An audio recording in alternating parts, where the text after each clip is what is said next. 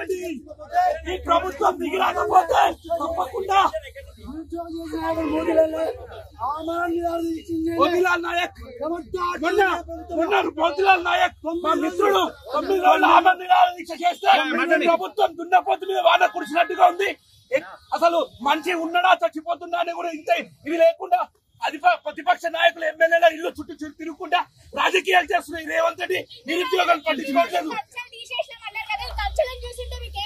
ఇది ప్రజాపాలన కాదు, ఇది కేవలం నిరుద్యోగులను చంపడానికి చూసినటువంటి పాలన.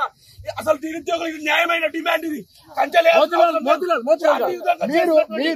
మీరు ఆమరణ నిరాహార దీక్ష చేస్తున్నారు కదా, ఏంటి అంటే ఏం ఆశించి చేస్తున్నారు? ఎందుకంటే దీని వల్ల ఏమైనా మీకు లాభం జరిగింది అనుకుంటున్నారా? నాకు లాభం కాదు సార్. తెలంగాణలో 12 సంవత్సరాల నుంచి 34 లక్షల మంది నిరుద్యోగులు చచ్చిపోయేలా పరిస్థితిలో ఉన్నారు. వేడి చేసి కళ్ళు కాయలు కాసిపోయినాయి. వాళ్ళకి న్యాయం చేయండి, నాకు కాదు. వాళ్ళ కోసం నేను చేసిన పోరాటం ఇది. నేను నా క్యారెక్టర్ అసోసియేషన్ చేసినారు, ఉద్యోగం తీసుకున్నానని చెప్పేసి అది చేసిన ఇది చేసిన చెప్పేసి అది చేసి ఇక్కడ ఎందుకు వచ్చిన బ్రేక్ ఆఫ్ ఖబర్దార్ రేవంత్ రెడ్డి. తెలంగాణ ప్రభుత్వం మోతీలాల్ కూడా హాస్పిటల్ ఉన్నప్పుడు మమ్మల్ని అందరూ అరెస్ట్ చేస్తారు. కనీసం సంఘీభావం తెలపనికి వస్తే కూడా ఈ ప్రభుత్వం మా పట్ల అందరి పట్ల విద్యార్థుల పట్ల రోడ్ మీదకి వచ్చారు. ఈ కంపల్సరీ 30,000 ఉద్యోగాలు ఇప్పుడు ఇవ్వు, 30,000 ఉద్యోగాలు ఇప్పుడు ఇవ్వు, నోటిఫికేషన్ ఇవ్వు. ఎందుకు ఇట్లా ప్రవర్తిస్తారు?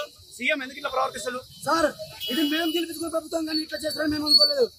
నేను 9 రోజులు చచ్చిపోయే పరిస్థితిలో నుంచి నా జీవితం నా రక్తం మొత్తం అగ్నిగుణమైపోయి ఇంత కష్టం చేసినా కూడా ప్రభుత్వం ఒక్క పోస్ట్ పెంచలేదు. ఇది ఆర్థిక ప్రభుత్వం కదా, ఇది కరెక్ట్ పద్ధత? ఇది కరెక్ట్ పద్ధతి. ఎన్ని ప్రభుత్వాలు మారినా మీ విద్యార్థుల భవిష్యత్తు మారుతుంది.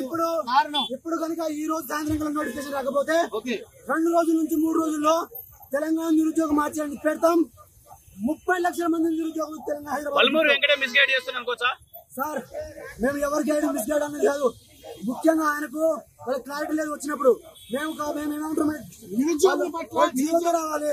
మేము మాట్లాడే ఒప్పుకోము. Government should not have the discussion with the students. They should come with the demands and they should come with GO. నిరుద్యోగుల పక్షాన పోరాడతారన్న బల్మూరు వెంకట్ గారి, తిరుమల మల్లన్న గారి ఇంతవరకు ఏ విధమైన వాళ్ళు కాంగ్రెస్ పార్టీ తొత్తులు. కాంగ్రెస్ పార్టీలో ఉన్నప్పుడు వాళ్ళ పదవులు వచ్చిన తర్వాత మాకోసం ఎందుకు కొట్లాడతారండి?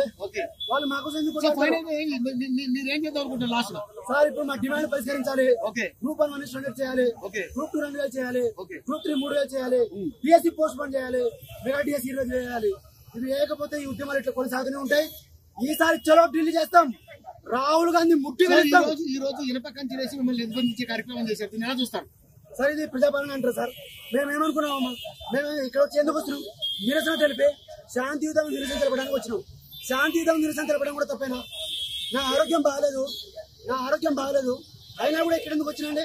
నేను గ్రూప్ 1 పోస్ట్ తీసుకున్నా, 2,000 కోట్ల రూపాయలు తీసుకున్నాను. నేను 6 వచ్చి నన్ను కలిసినరా? ఇట్లా క్యారెక్టర్ అసోసియేషన్ కూడా క్యారెక్టర్ అసోసియేషన్ చేసినప్పుడు మీకు ఏమనిపించింది? చేసినట్టు కాబట్టి చేసినప్పుడు సార్ ఎవరైనా 1 కోటి రూపాయలు ఇచ్చి ఒక గ్రూప్ 1 ఇచ్చి ఉద్యోగం ఇస్తే వచ్చి మళ్ళీ ధర్నా చేయమని అంటారా? మరి అదే తీసుకుని ఇక్కడ వచ్చి నేను ధర్నా చేస్తా. వాళ్ళు పిలిపించిందే నేను ఇక్కడ టీఎస్బీఎస్ ముట్టడి ఇచ్చిందే మేము. ఈ డిమాండ్ పరిష్కారం అయ్యేంత వరకు ఈ ఉద్యమాలు ఇట్లా సాగుతూనే ఉంటాయి. ఈ ప్రభుత్వాన్ని త్వరలో మేము నిలబెట్టిన ప్రభుత్వాన్ని మేము కూలగొడతాం.